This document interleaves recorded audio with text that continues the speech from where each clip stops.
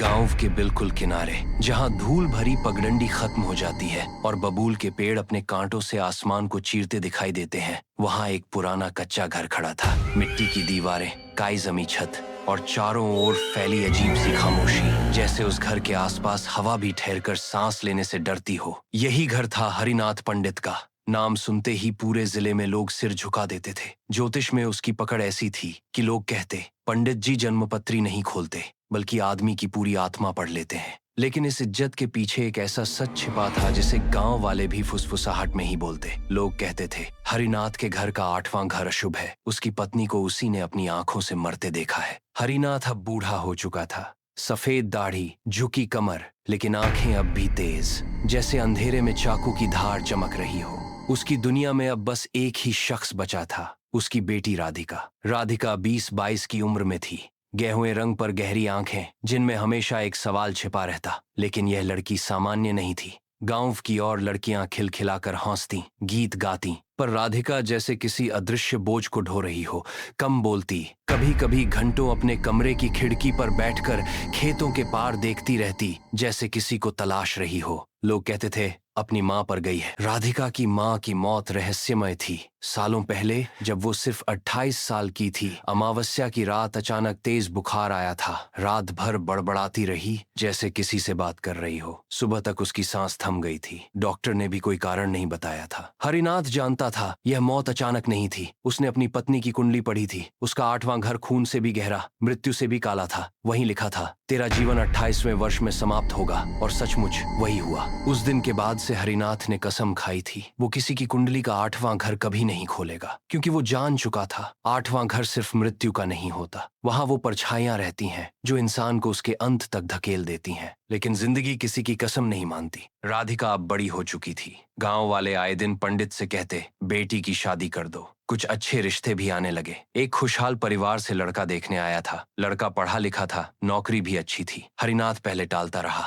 पर धीरे धीरे दबाव बढ़ने लगा। आखिर एक दिन उसने बेटी की जन्मपत्री अपने कांपते हाथों से उठाई। उसका दिल धड़क रहा था, माथे पर पसीना, होंठ बुदबुदाते। नहीं, नहीं खोलूंगा, पर देखे बिना कैसे यकीन करूं। उसने धीरे धीरे पन्ने पलटे। पहले घर में सामान्य योग, दूसरे घर में भी कोई दोष नहीं, तीसरा, चौथा, 5वां सब ठीक। लेकिन जैसे ही उसकी उंगलियां 8वें घर तक पहुंची, उसकी सांस अटक गई। वहां लिखा था, 8वें घर में कालयोग, मृत्यु का कारण अपना ही रक्त होगा। हरिनाथ का दिल जैसे थम गया। उसकी आंखों के सामने अपनी पत्नी का मरा चेहरा घूम गया। उसने झटके से कुंडली बंद कर दी। राधिका ठीक उसी वक्त कमरे में दाखिल हुई। उसकी मासूम आंखें पूछ रही थीं, मेरी किस्मत कैसी है पिताजी? हरिनाथ कांपते स्वर में बोला, सब ठीक है बेटी, सब शुभ है। पर उस दिन पहली बार राधिका ने अपने पिता की आंखों में छिपा हुआ डर देख लिया। वो समझदार लड़की थी। उसे लगा कि पिता कुछ छिपा रहे हैं। अगले कुछ दिन हरिनाथ बहुत परेशान रहा। वो रात को नींद में भी बड़बड़ाता रहता। राधिका ने कई बार सुना था, नहीं, ये नहीं हो सकता,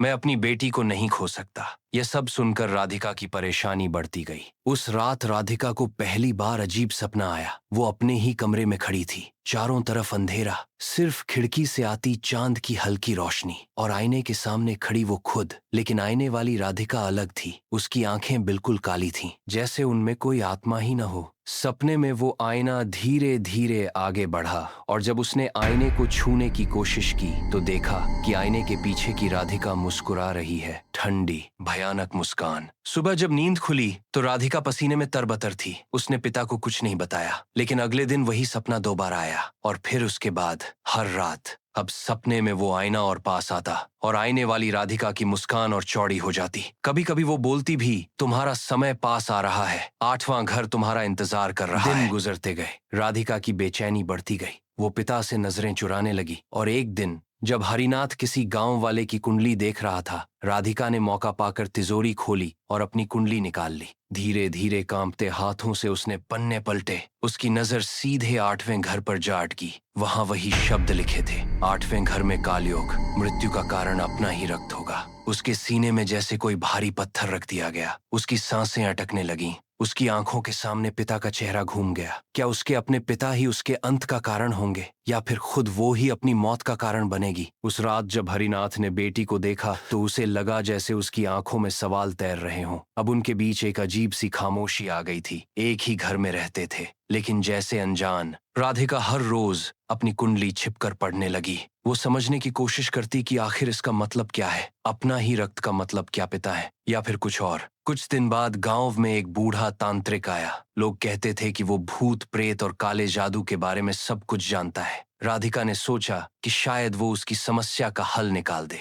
एक दिन चुपके से वो उस तांत्रिक के पास गई। उसने अपनी पूरी कहानी बताई। तांत्रिक ने उसकी कुंडली देखी और गंभीर हो गया। बेटी, ये सामान्य मृत्यु योग नहीं है, ये एक शाप है। तुम्हारे खानदान में कोई ऐसा पाप हुआ है जिसका फल अब मिल रहा है। 8वां घर जब इस तरह से बना हो तो इंसान अपनी मौत खुद बुलाता है। राधिका डर गई। तो क्या मैं मर जाऊंगी? तांत्रिक ने आंखें बंद की, फिर बोला, तुम्हारी मौत तुम्हारे अपने हाथों से होगी, लेकिन वो तुम नहीं होगी। तुम्हारे भीतर कोई और आत्मा प्रवेश करेगी। वो तुम्हें अपने ही खून से मारने पर मजबूर करेगी। राधिका कांप गई। ये कैसे रुकेगा? सिर्फ एक ही तरीका है, तुम्हें अपने पिता से दूर रहना होगा। उनके पास बिल्कुल नहीं जाना, क्योंकि जब वक्त आएगा तो वो आत्मा तुम्हें अपने सबसे करीबी इंसान को मारने पर मजबूर करेगी और तुम्हारा सबसे करीबी इंसान तुम्हारे पिता है। राधिका वापस घर आई। अब उसकी समझ में आ गया था, उसे पिता से दूर रहना था, लेकिन यह कैसे संभव था? वो छोटे से घर में रहते थे। अब राधिका का व्यवहार पूरी तरह बदल गया। वो पिता से बात करना बंद कर दिया। खाना अलग खाती, अलग सोती। हरिनाथ को यह सब अजीब लगता, लेकिन वो जानता था कि उसकी बेटी ने कुंडली देख ली है। दिन बीतते गए। राधिका के सपने और भयानक होते गए। अब सपने में वो आईने वाली राधिका उसे बातें करने पर मजबूर करती। तुम कितना भी भागो, मैं तुम्हारे भीतर हूँ। जब वक्त आएगा तुम खुद ही अपना अंत करोगी।